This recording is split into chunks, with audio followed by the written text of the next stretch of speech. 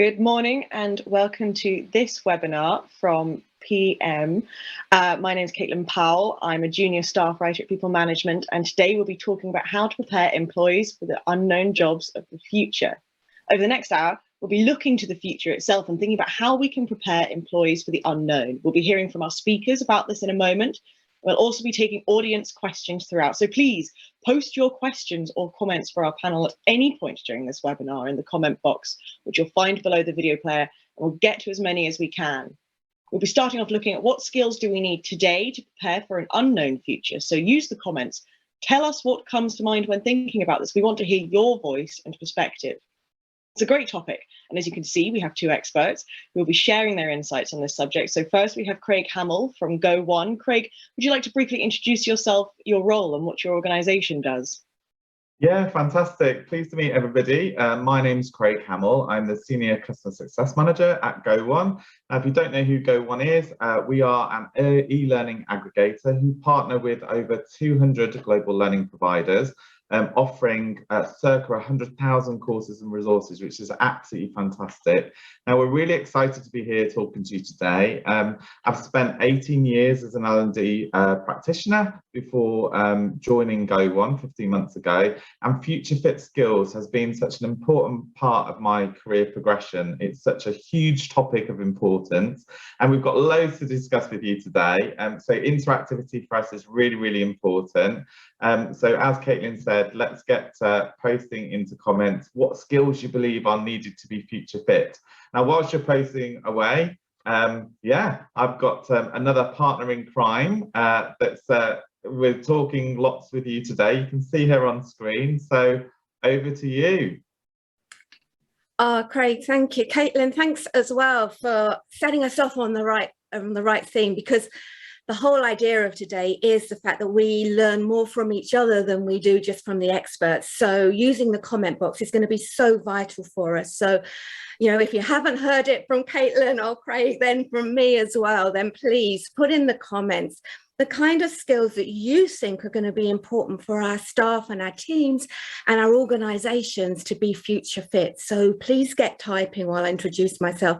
My name's Laura, Laura Overton, and I've been in the learning and development field since the mid-80s, looking predominantly at technology in my early career. But in the last number of years, since the early 2000s, I've been researching into what makes learning and development functions high performing. And I ran a global research program and worked very closely with the CIPD on that. And I've since been working with the CIPD in my role as an analyst on some of their latest research on L&D as well. So my background's a little bit of data, but data because we want to make an impact.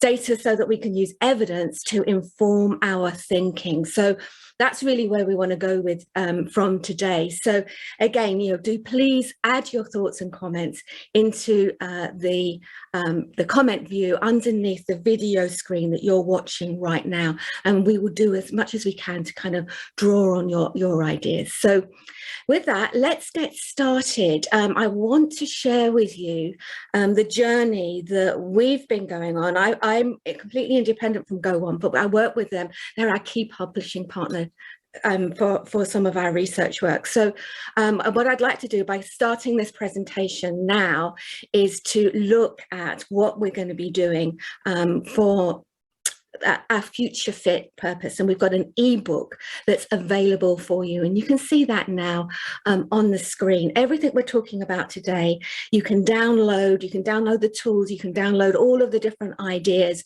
We've created that by scouring the evidence to work out what will help us help you get your organization's future fit. So without any further ado, let's kind of get on with the show.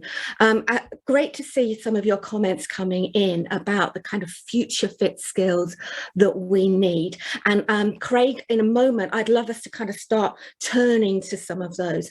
But first of all, what I wanted to do is to kind of just tell you a little bit about some of the evidence.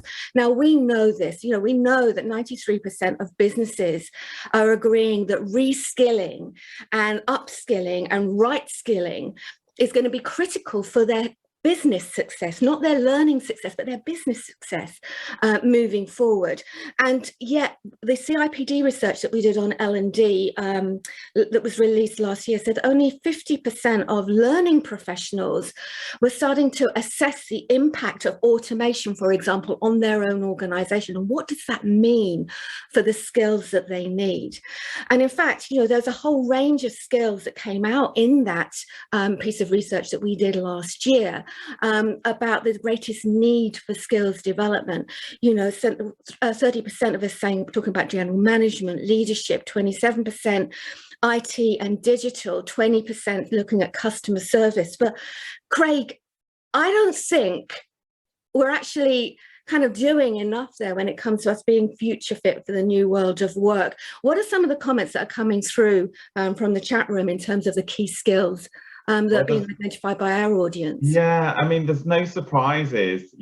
We've been in the L&D space for a long time, and it seems to be some of the same skills are coming up. So some of the things that are coming up in chat are around emotional intelligence, around creativity, there's mental health, there's kind of the generalized interpersonal skills. So nothing that's kind of new, but I think that what's really important is obviously as part of today's session is really saying, okay, so if we're aware of those skills already, what can we do about it? So yeah, some really good, interesting points. So keep them coming through. Yeah, absolutely. I love the point that Therese has made about kind of emotional intelligence, creativity and problem solving, because those are some of the skills that we can start to build in now when we don't actually know the skills that are going to be needed for the future jobs that individuals are going to be connecting into.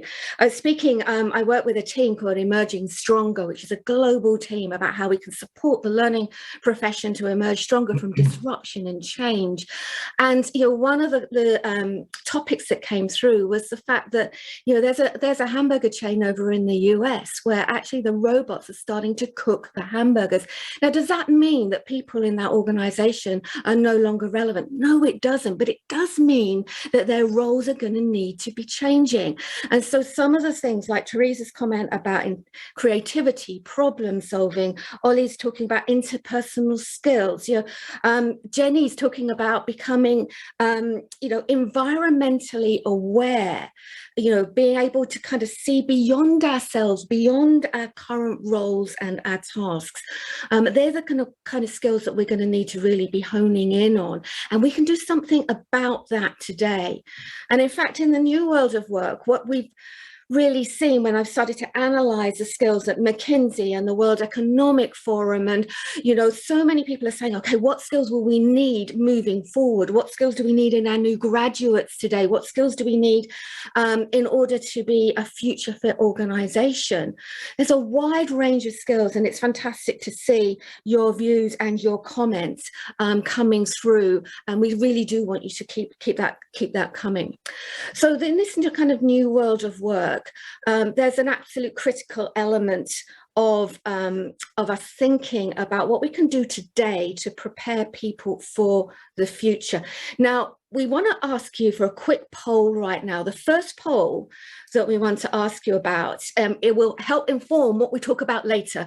So if you don't vote in the poll, then, and we cover a subject that isn't as relevant to you later, then please, you've only yourselves to blame. But actually, we'd like to ask you this question about, we've chosen 5 of these skills, and luckily some of them were the ones that are coming through from you. 5 skills to focus on potentially later. So which one would be a priority for you if we've only got an hour together for us to really dig in and hone in on? We've got communication skills, we've got data skills, we've got skills around resilience, creativity.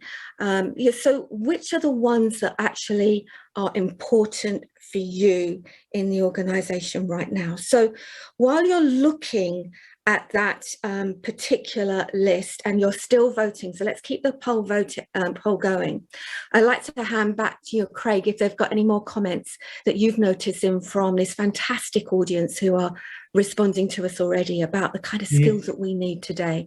What's great is we've got questions coming through as well, but if we keep on the subject of some of those skills, we've also got empathetic leadership that's just come on through, which is actually there's some stuff around empathetic leadership. I've seen a lot around inclusive leadership recently as well that's coming. And what's quite interesting is trying to think about also you as L&D professionals in terms of some of those future fit skills and what's really going to support you in terms of supporting the organisation. So keep them coming in, but also I'd advocate the fact that it'd be great for you to get those polls that being answered, because that's really going to support us in terms of the conversation that's going. So again, it's interesting, because even if you look at that word cloud that you populated on the screen prior to the poll, again, some of those are key themes that are coming through, which is very similar to what I'm seeing working with Go1 customers at the moment as well, which is great to see. And actually, even whilst people are doing that, I was just having a conversation this morning, actually, Laura, with a customer who was talking about the learner personas within their organizations and talking about learner pathways and really what skills were required, not just now, but in the future. So it's making sure that we're making it part of everyday conversation. That's really important for us to do that. Absolutely, absolutely. And so what I'd love, thank you so much for voting in the polls. We're going to come back to that in a little bit later, but I've got a second question for you. We only got 3 polls here, so getting 2 in a very short space of time. So again, just your views will be really critical for us. We've talked about these skills. We know it's important. That's why we're here on this webinar. But what are you currently doing in your organization to equip your workforce with some of these skills? And we've got a poll that's coming up now, and I'd like you to have a look at that poll, because typically a lot of these skills have been really strongly focused on for business leaders, for managers, for new managers. That's where we traditionally have really directed our focus. Our resources obviously are limited, but also we're seeing more and more people who are using different tools and technologies to offer these type of skills to a much wider audience, an audience who wouldn't normally get those skills, so kind of a self-directed learning. So there's a poll here, and to ask you, you might be doing a little bit of everything, but predominantly, what would you say your organization is focusing on right now in terms of, sort of the way that you're building and equipping your organization with some of the skills that we've already been talking about? It's really exciting to actually see some of those thoughts coming in. So again, just if you'd like to just give us a little bit, I'll give you a little bit more of a moment, because the exciting thing is when we think about where we are today, that's great. We've learned a lot from our experiences, but is it enough for where we need to be in the future? So this is just a little moment of reflection for us in this audience today to say, okay, well, where are we today? And where do we want to be? So again, your thoughts coming through on that will be great. And in a moment, we're going to share those poll results back with you. Craig. Yeah, I was just going to say, we've got some really great statements and reflection pieces coming through here. So Michael's talked about leaders need to be capable of redesigning with their teams how work gets done. I think that's a great one, Michael. I think sometimes what gets in the way of this is understanding sort of the blockages and challenges, and sometimes it's being on the same wavelength or understanding their world and where they are and where they want to get to, and how you can support them in terms of that redesigning process, because sometimes leaders within our organizations actually don't know where to start. So that's great to see. And then Lisa's also put in there about sort of working remotely and how maintaining those connection and engagement with teams as we adopt more people is really, really important as well. So which is just part of obviously today's environment and climate, isn't it? Absolutely. And you know what, Craig, I think the critical thing is here that the leaders play such a vital role. We're not negating that at all. But I believe that some of these future fit skills are actually no longer the domain of those elite leaders, the high potentials, where we've been targeting them traditionally. Actually, they are skills that are needed across the workforce. We need people who are in customer service to be able to spot where a process needs to be improved, and be able to communicate back to their leader that, as Michael said, potentially has got the authority to redefine those processes. So having that kind of inner leadership, that inner sense of, I can spot something, I can think of a new way of doing it, and I can communicate effectively, is part of us all becoming future fit in the in the future. So I think that's a really important aspect, and I love what Michael has been saying about that. Lorraine is backing that up as well, with concepts of workforce planning being crucial as well. But let's take a quick look at the actual poll itself, the answer about what are we doing to equip our workforces right now. So it would be great to see some of those poll results that we've got in front of us. It's fantastic to see so many people voting, and hopefully you can actually see that in front of you coming up now. And I think one of the critical things that we've seen is that you're saying that we're starting to build them for the leaders and the managers. That's fantastic. So I think, Craig, that's a really interesting observation. We're seeing that more and more, that leadership and management skills are going to be a really big priority for us to become future fit as organisations. But I think what's really interesting is about I think it's just 20% are saying that they're proactive in offering these skills across the organisation. Craig, what do you make of that? 20%, 1 in 5 of us are proactive in kind of encouraging these skills for our organisation. Yeah, it is an interesting one, and without obviously some further context, it's difficult to completely comment. But some of the things that I see with our Go On customers is where they are in terms of the capacity to get out there into the business.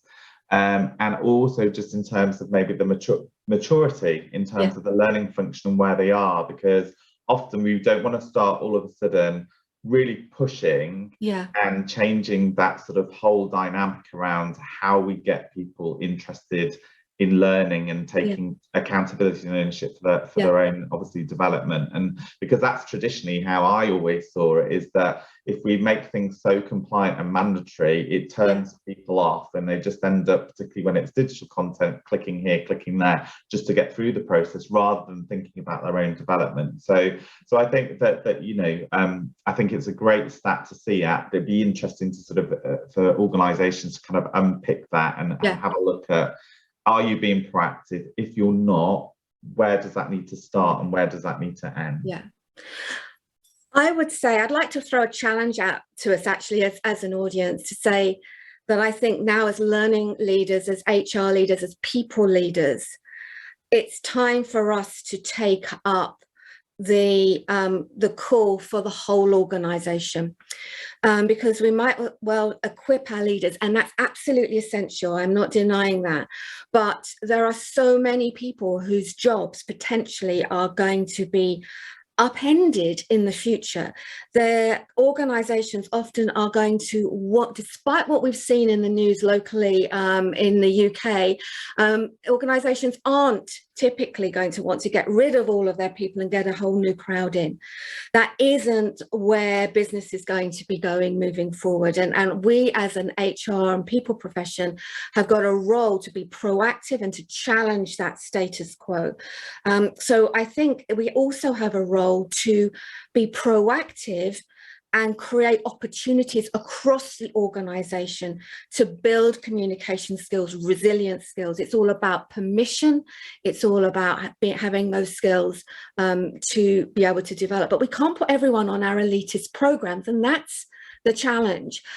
So one of the things that we'd love to talk about today in this next section is, can technology help us scale up these future fit skills?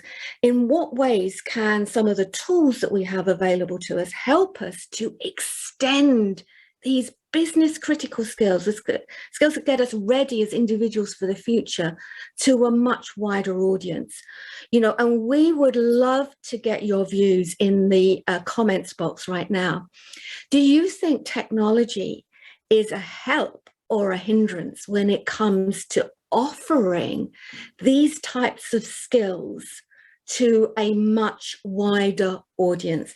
Now, Craig and I appreciate that we're probably opening up a can of worms by asking you this question.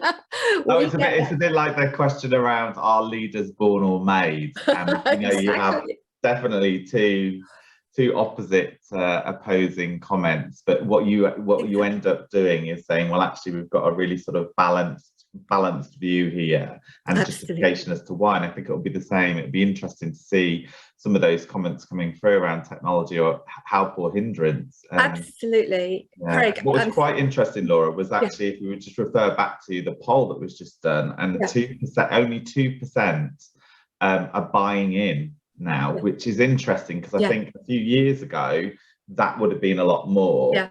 So if I'm slightly biased towards answering this question myself around technology help or hindrance, I think actually technology plays a really important, crucial role in terms of, if we're not buying in and we're developing those skills within house, then technology can have a really big part to play, particularly when we're scaling up in terms of volume. Whether you're a small organization or a large organization, you'd be surprised at some of the sizes of the L&D and HR team that are supporting those organizations grow. So I think I'm going at the moment in terms of technology, it can be a hindrance if not planned properly. Or seen as a silver bullet. That's another one for me in terms of capturing some of these ideas. But love your thoughts coming through here.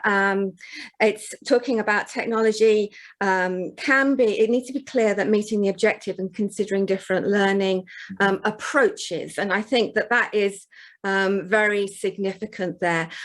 So please keep your comments coming in.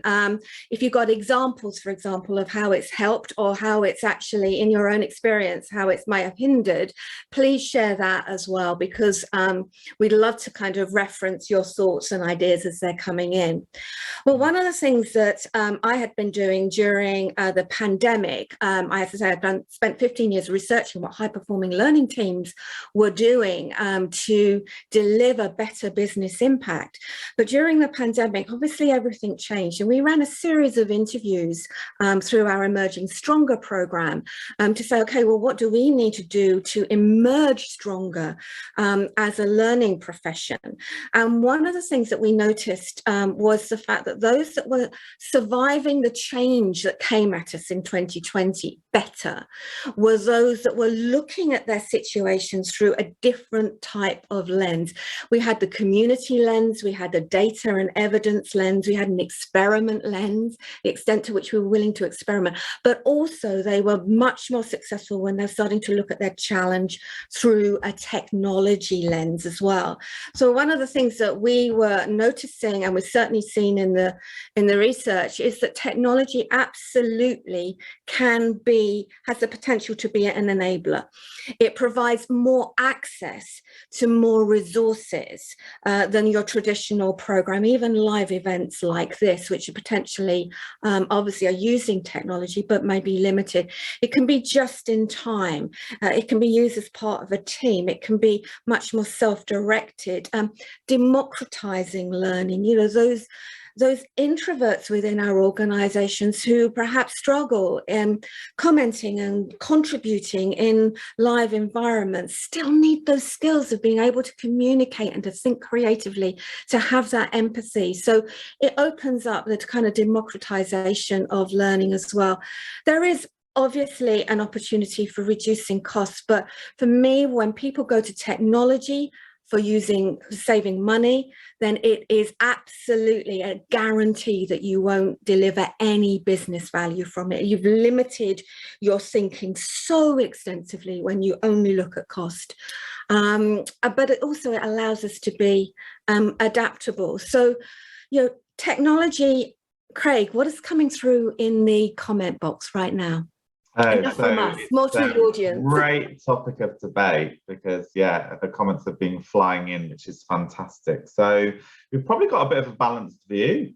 Technology, if we go, if it's of help, Claire talks about it connects us more, particularly when we've got global academies, but I also know from collaboration platforms working with Go On customers, it helps in terms of our future survival and prepares us for the future. We should embrace technology, so that future survival is Lorraine. We've got some stuff coming in around the hindrance, is the face-to-face one, and Richardson talked about, obviously face-to-face is really important. And I remember in the last organisation I was working at, actually, this was definitely something that was something we had to be prepared for, because people still like to be in that environment where they can ask face-to-face questions and get an answer, whereas obviously sometimes on online you don't have that. But again, I would kind of look at that in terms of saying, well, actually, let's use technology as that enabler, what you've talked about in terms of utilising our collaboration platforms, whether that's, you know, Yammer or Google Sheets. You know, there's a number of different platforms out there that really still enable us to, you know, create that environment of social learning that still enables us to do that. But again, that's then another debate that it talks about in terms of the blended learning approach, yeah, as well as hybrid, and it's making sure that you are creating different environments where curiosity is key. So you provide flexibility and variety, and that's something that Go On does very well. But yeah, that will definitely support that challenge in terms of help versus hindrance.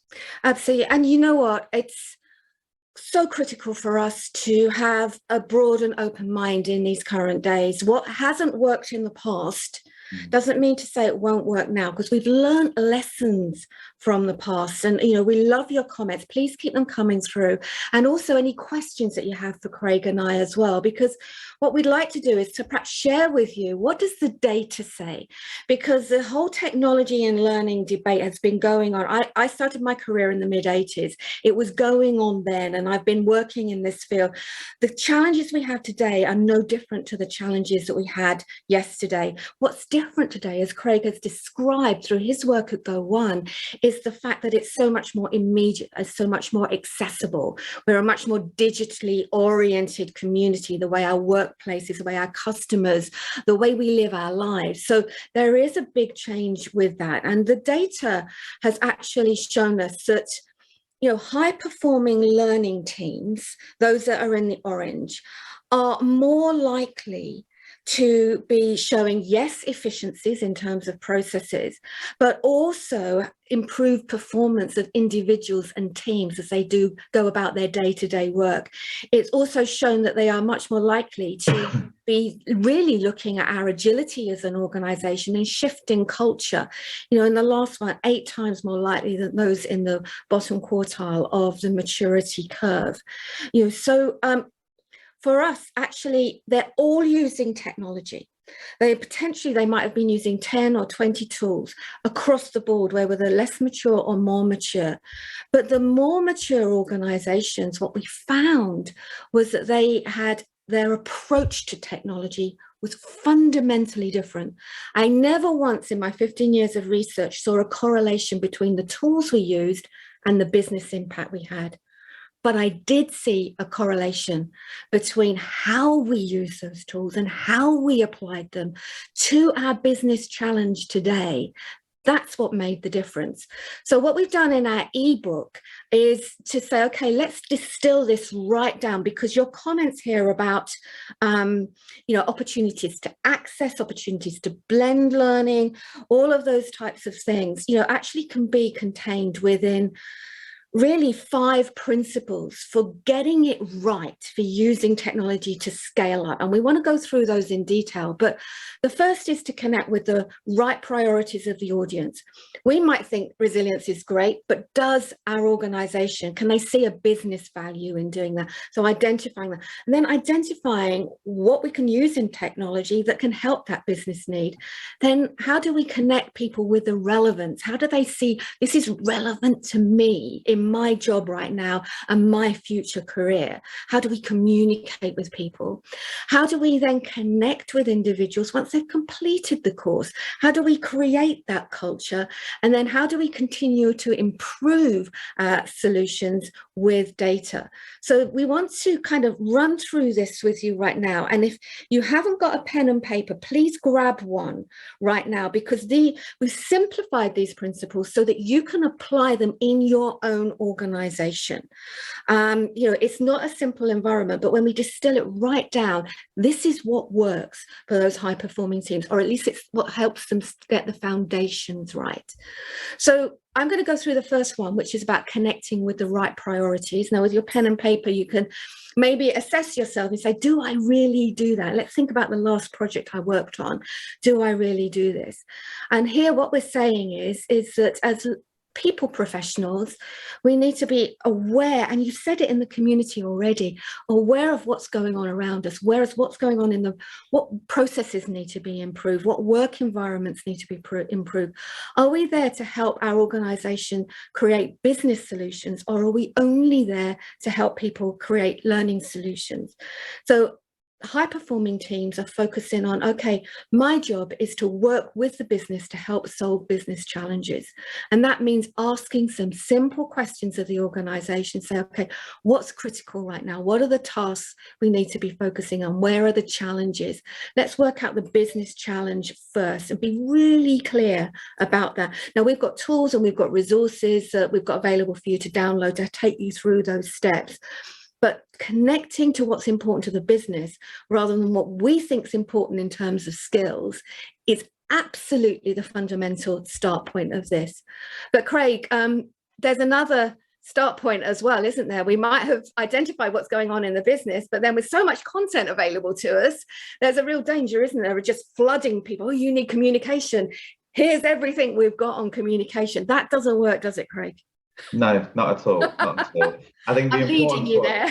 Yeah, no, absolutely. Seamless link, Laura, seamless link. So I think it's really important that once you've connected with the business and you understand the why in terms of what those sort of real business needs are, it is now about how can we create the information and the content that's going to support that business goal or business initiative. So finding information is not the problem. It's about finding the right information and the right content that's going to help your employees learn and grow together and really meet those business initiatives. So what we find is that the issue for many organizations and L&D professionals is that information flow is just increasing all the time, and that our ability to kind of filter that information can often become a burden. So the question is, how do we build content curation skills that are going to help us support the skills growth, facilitate ownership of self-directed learning, and encourage sharing? Now, in the toolkit that Laura's talked about, what that does, it's been created so it helps you target sort of curation. It walks you through the important necessary steps. Now, those steps, for example, are about questioning. So, is this the right content for the right context? Are we sure that we're giving people what they really need? Are we making sure that the wants, the desires, and the needs are being created to ensure that we connect those business initiatives together? Now, setting the framework so that L&D are asking the right questions is really, really important so that we end up making sure that our learners and our employees have the best experience. Now, this isn't about volume of content, it's about understanding what could be getting in the way and becoming those content curators to assist in finding and selecting the right content. Now, if I think about Go One, so from a Go One perspective, working with our customers, this level of questioning takes it basically from an assumption to conviction. So it's based on asking the right questions, based on listening well to ensure that the learners and their experiences are well thought of by understanding actually what's required. Now, that leads me really nicely, Laura, in terms of, oh, call coming through. I'm sorry about that. I thought I'd turn it off. So this leads us really nicely into the third principle, just as important, which is, okay, this is about connecting to what's relevant. And so what we're talking about here is, how are we communicating this? So we have our North Star, we've created content, and have we put that into some sort of journey? Is the destination and how and where we are going really, really clear? Do people really understand where they need to start so that So that way they can get to where they want to go. And once that destination and journey has been established, how do we help them complete it successfully? Now, to do this, we really need to communicate what that journey is and what it looks like to them. So some great questions to consider and ask here are, how do I fit into this communication journey? How is this going to help me to do my job better? Now, a lot of times we can fall into a trap and forget that people don't live within our head. So what can we do to help? What we have to do is we have to think about the way in which we're communicating. So the different methods that are available to us. So whether that's video, whether it's newsletter, whether it's emails, whether it's utilizing the technology as an enabler, or it's a combination of all of the above. And how and what are we going to communicate? We need to be thinking about who are our key stakeholders? How do we get them to buy in? And how do we get our managers to buy into the process? Once it's in place, like any new shiny toy, how do we motivate and engage our learners and really keep them interested? What we want to do is we want people to feel like they want the knowledge. We want to create this environment of curiosity where the skills and capabilities are there available, and that they realize that learners don't know what they don't know. They don't know it's there unless we're communicating to them what's available and what's enriched, and removing that stigma about e-learning, for example, is dull. It's all about compliance and mandatory things. Yeah. So what we see actually from a Go1 perspective is that this is such a key principle. Yeah. You may have selected all the best content, but unless you have a fantastic way of making sure that that messaging is simple, that it's clearly articulated, we want to create a sense of excitement and what's impossible by engaging all levels of the appropriate audience to ensure that they really understand how the outcomes can help them personally as well as the organization. And very much in terms of our Go1 customers and Go1, we have this love of learning, which is all about unlocking the positive potential. And I think that that's really important if you can overlay that in terms of a strategy. So if I was to summarize, I would probably talk about the journey itself in terms of making sure you know what that endpoint looks like. I would also say that you've got the content, you've got the business goal, and then it's really about turning that over then to our managers. So over to you, Laura, in terms of talking through the next two principles. Absolutely. The connecting with relevance is making sure if you've done all the work and you've really identified how your solution can help people do something smarter, better, or prepare them for the future, let's connect with them in a way that makes it simple. There's a lot of really interesting comments that are coming through around, making sure that people can access tools and technology. How have we simplified that, and how have we simplified the message? But even if we get that right, Craig, as you say, often our responsibility stops once we've delivered our service, but not with high-performing learning teams.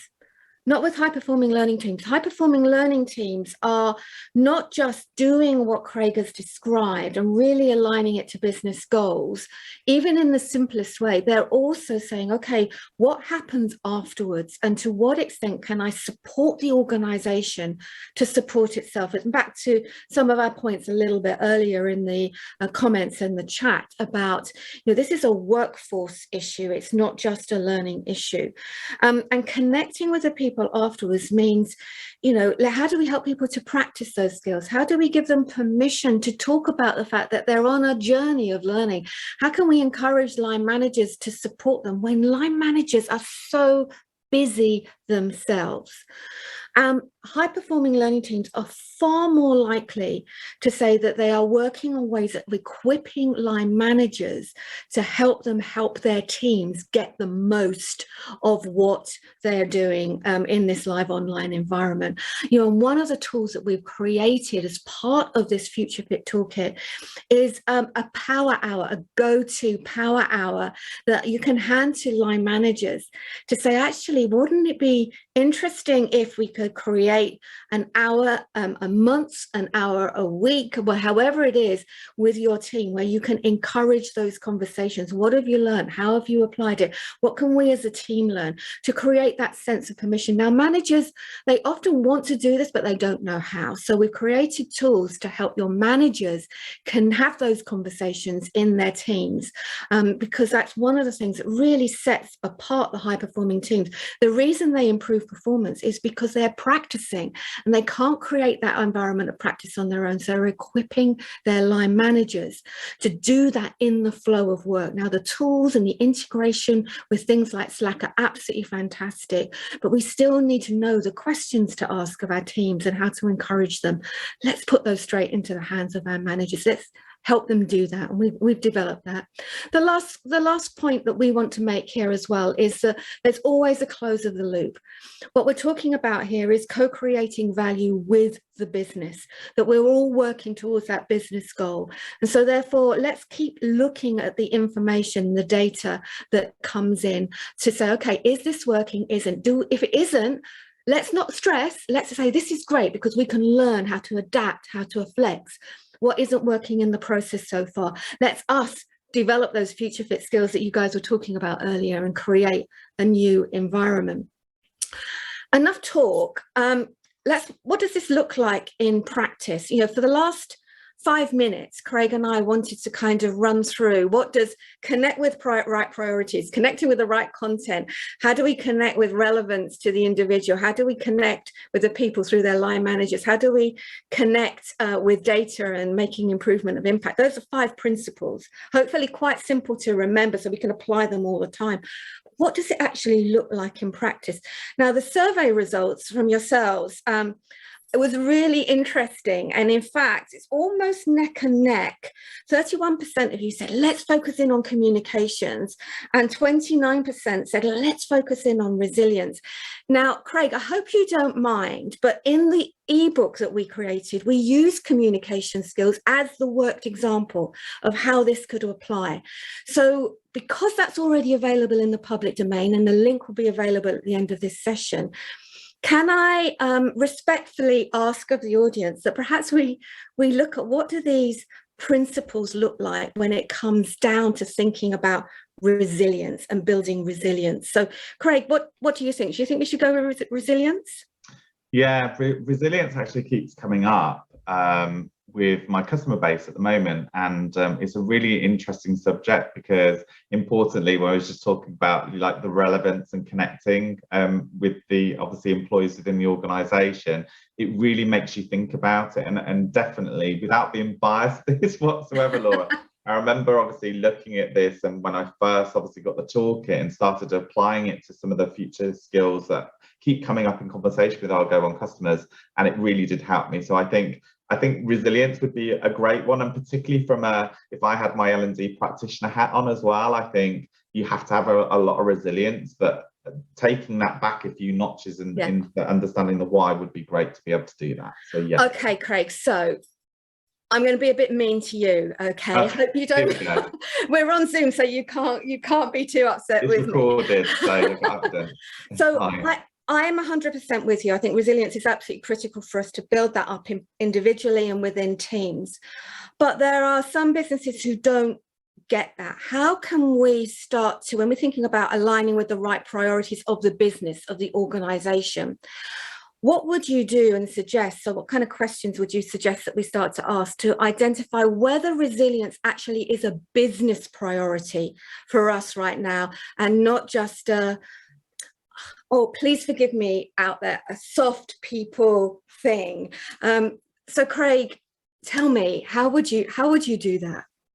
So I think for me, it's always going back to the question, which is why, before you actually go to the what and the how, is why do you feel you need as an organization to do something around the subject of resilience? Yeah. So it's like anything, isn't it? It's about understanding kind of like the current state. So what is it that I'm trying to achieve? What is my current state? What are the options that are open to me? Yeah. And how am I going to get there? So I think a lot of it comes back to actually really understanding as a business whether that's at a business level or actually from a employee level, what is it in terms of resilience that exists, and where do you need to get to? So what is that gap? And then what does that end, like, have that end goal in mind, and kind of work towards that. So that's some of the questions that I would ask to determine whether it's a priority or not.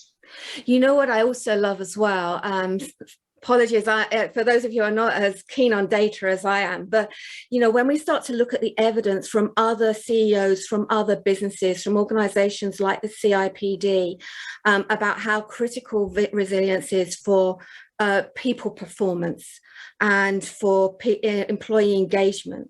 The C-suite are really concerned about the issues of keeping the right people in place at the right time. And yet the C-suite, like anyone else, we can't control the environmental factors that are going on. So, by tying in the concept of resilience to the issues at the board, I think is really, really important. And also connecting with the right priorities, Craig. So once we've asked those kinds of questions, if it actually isn't a priority, that we should drop it. That shouldn't be the future fit skill that we should hone in on right now, because we'll be constantly battling engagement. And who needs that right now? So connecting with the right priorities is important. But resilience, big topic. How do we go about connecting the right people with the right content?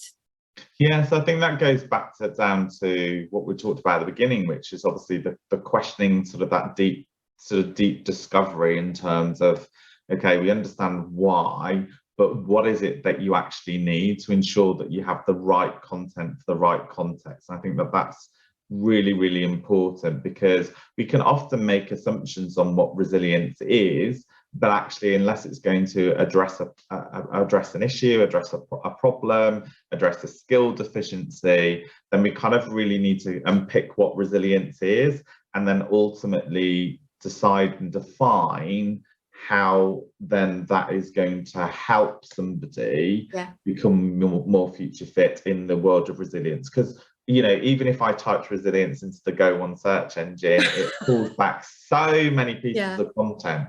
So you kind of have to understand what it is that you need, and that will only come through getting out into the business and really understanding what that true need is to ensure that you can match those learning requirements. And by going through the curation tool that we've created for you, what we're able to do is say, okay, who are the individuals that need this and why? So a manager and the issue of resilience is going to be different from somebody who is in customer service. And is dealing with issues with customers all of the time. So understanding our audience and what do they need? Is it a kind of a general preparation, which is great, but then why? What is the importance of that? And that's really important for us to actually think about our communication plans and how do we get the right content to the right people in terms of connecting with relevance. So I think, Craig, to your point, really honing in on what does this audience need from resilience really helps us to work out, is it something that we point them to in our libraries? Or is this something, as this fantastic audience has been saying, that we need to blend into? And how do we blend the technology into a bigger, longer initiative and program? We're right in the middle, for example, of we just started our Emerging Stronger Masterclass. It's a 6-week program. And it's not about getting content all the time. It's about doing things and trying things and adapting them and getting people to own that. So I think in terms of connecting with the right content and the right relevance, I mean, Craig, how would you go about, if you've got this great program that's been curated for resilience, how would you go about communicating it to the audience? What have you got any great quick fire hints and tips of how you've seen some people really make a connection? Yeah, so I think one of the is utilizing your communication channels really well. It's not to overwhelm so that you're pushing stuff at people all the time. Again, it's about positioning, understanding why we're doing something and why we're offering you kind of the support through the content and what ultimately that outcome could look like. So a few of my customers actually are utilizing their targeting set topics. So imagine that resilience was one set topic. What they have is then maybe a leader from within the organization really promoting and creating a really great narrative as to what resilience means to us and what it is, that why it's so important and why we need to give you the skills to support that. And then where Go One then comes into that is that there is then recommended content that is linked to different learner personas, whether it's people that are on the go and just want a quick fix, or whether it's something that needs to form part of a formalized program. So like you talked about, you could have a sort of during and post kind of contribution towards that, and that works really well just across a number of different topics, because you're positioning that every month. Everybody kind of looks forward to that. So going back to kind of that communication strategy and just making sure that people know what's coming and why they're getting it and what it will mean to them is really, really important. So absolutely. Yeah. Now, I'm really aware that the time is kind of flying with us at the moment, but once we've got that content out there, how do we then work with managers to build that up?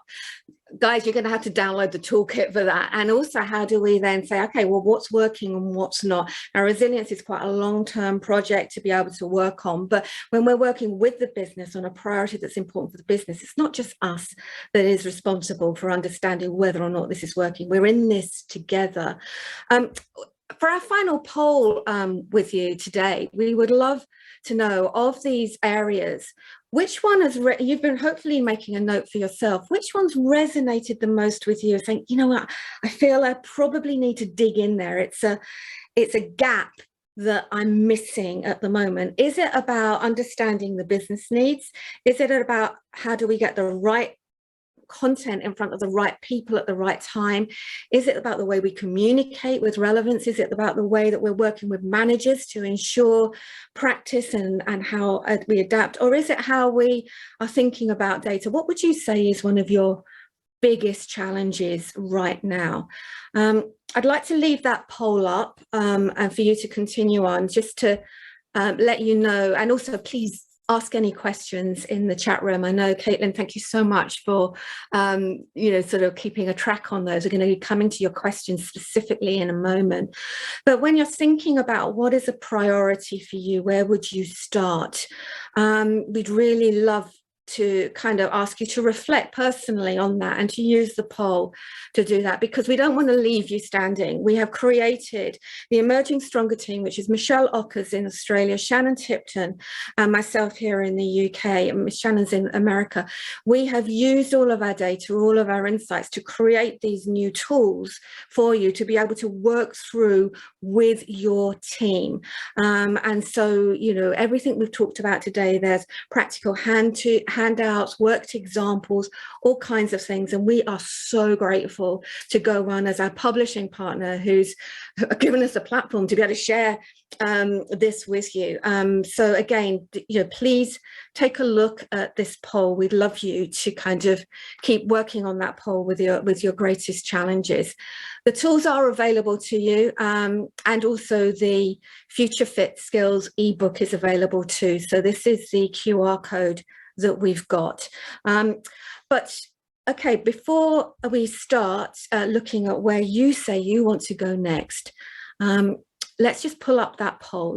For the final time, and then what we'll do is we'll give you the codes for downloading the book and the toolkit, and then we can go on to your questions.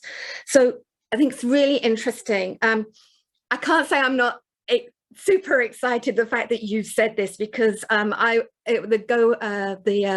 Power Hour Manager Toolkit was something that I felt was just completely missing in our industry right now. And actually 42% of you saying, how do we maintain connection with the line managers?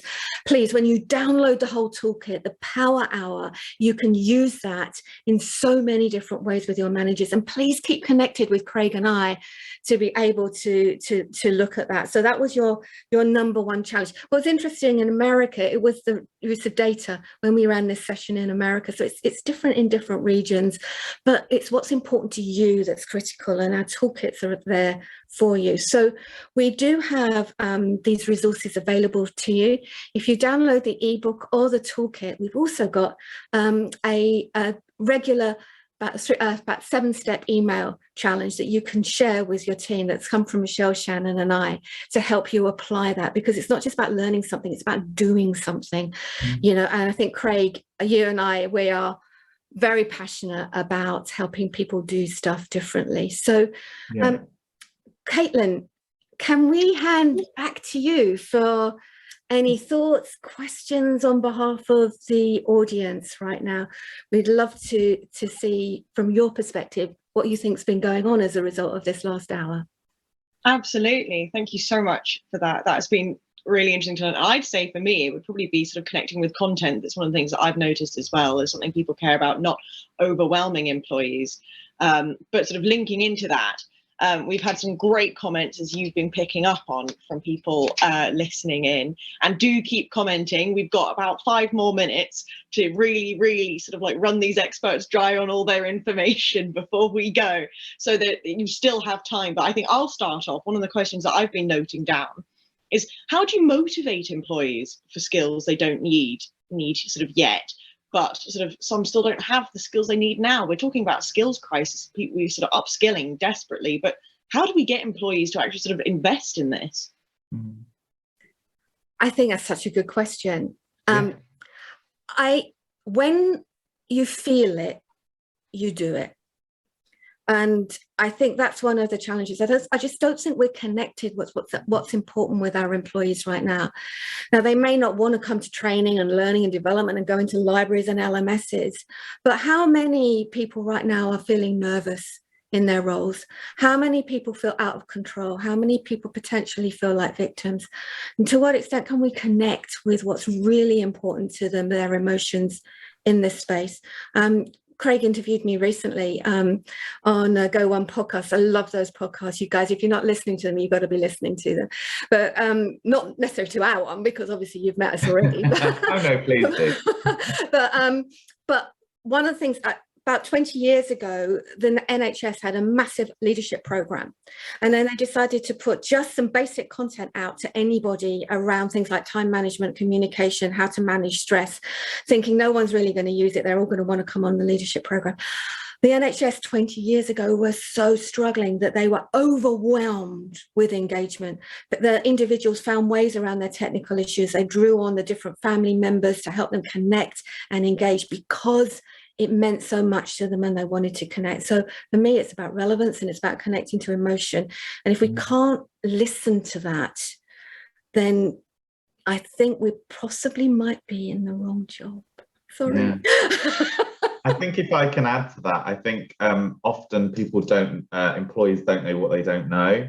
And it depends also in terms of the relationship that they've got with their line manager, and whether their line manager is an advocate for personal development and growth. And so one of the things that we've done at Go One is we've created a Love of Learning campaign, which really sort of creates this environment of curiosity and provides this rich library each month or each week with content targeted towards certain topics.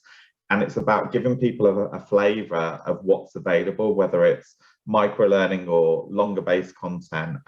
If they don't know it's there, then they don't know, so ultimately sometimes what skills that they're aware of in terms of that need addressed and what those gaps are. So that's working really well with our customers. So I would say create this environment of curiosity, give flexibility in terms of learning and what's available, and sort of try and change that push-pull dynamic to get people falling in love with learning again. Absolutely. And I suppose, how can we prepare employees for change in their jobs? Like sort of sometimes sort of infusing, if it's a company that sort of might not have been sort of focusing on this before, how do you sort of prepare them to go, right, we're going to do this, we're going to move forward now? Yeah, I think the critical thing here is to kind of tap into what's going on into the organization already, again, connecting with the right priorities. You create environments of curiosity, content. Often most of us have got a platform and some content. So we have concentrated on that because that's where a lot of people start, but we don't necessarily use it in a powerful way. Why don't we use a few snippets of our platform to stimulate conversation? It was interesting that Jamie's been saying he's been asked for they've been asked for a transformation program. Where do you start? That's so big and broad. Well, what about picking up a couple of pieces of tiny content on transformation and using it to spark conversation? What does this mean for people? So I think we can be using the assets that we've got in a very different way to be able to connect, not just to deliver skills, but to stimulate kind of conversation as well. So I don't know whether that kind of helps with that question. I'm conscious of the time here, so I'm trying to keep it short now. I think I've got one final question for you two, and I'm going to give you a sort of couple of seconds each to sort of reply. We've got about sort of 1 minute left, so if we use the next sort of 50 seconds or so for this, what are the key skills you think we will need in 5 years' time? Putting you on the spot here. Okay, I'll leave you the last word, Craig. But for me, I would say the critical skills for us as people professionals is our ability to become more open-minded, our ability to look beyond our current experience. So to be curious and to be courageous. They're not skills, but they are attitudes that can be applied to so many different types of skills. You know, that we can say that it could be data, it could be, you know, but actually it's our curiosity and our courage to say, maybe I could do something about this, that it will set us free, and that curiosity will be contagious within the organization as well. But Craig, what about you? Yeah, I think the two for me would be agility. So whether that's being emotionally agile or just being able to work your magic in so many different ways in terms of the competing and the changing priorities of the organization, but making sure that you put yourself out there across the organization, you know, whether it's small or large, you can still get out there. And then the other one is being influential. So really believe in what you're doing and what difference it can make, and making sure that you are utilizing evidence, justification. Don't just jump on the bandwagon because somebody else is saying we need to do this over here. Really reflect and think about what it is that your business needs. Go out and talk to people, and then that will allow you to influence the business in terms of some of those decisions that are being made. So have a voice. Caitlin, I have to say that this conversation and the comments have been so rich today that I think Craig and I would be really happy to continue this discussion on platforms. You can find us both on LinkedIn, and to keep this conversation going there as well. So it's absolutely incredible. I'm actually very sad that we're going to have to wrap up, because I think we can unpack so many more things. But I hope all the viewers have found the discussion useful. It will also be available on demand once we finish the session. And I think what's left to say is many thanks to our speakers, Laura and Craig, for taking part, and to everyone else who has joined us today and given so many valuable comments to this. I'd also like to thank our sponsor, Geo1, for partnering with us on this, and enjoy the rest of your day, everyone. Thank you so much.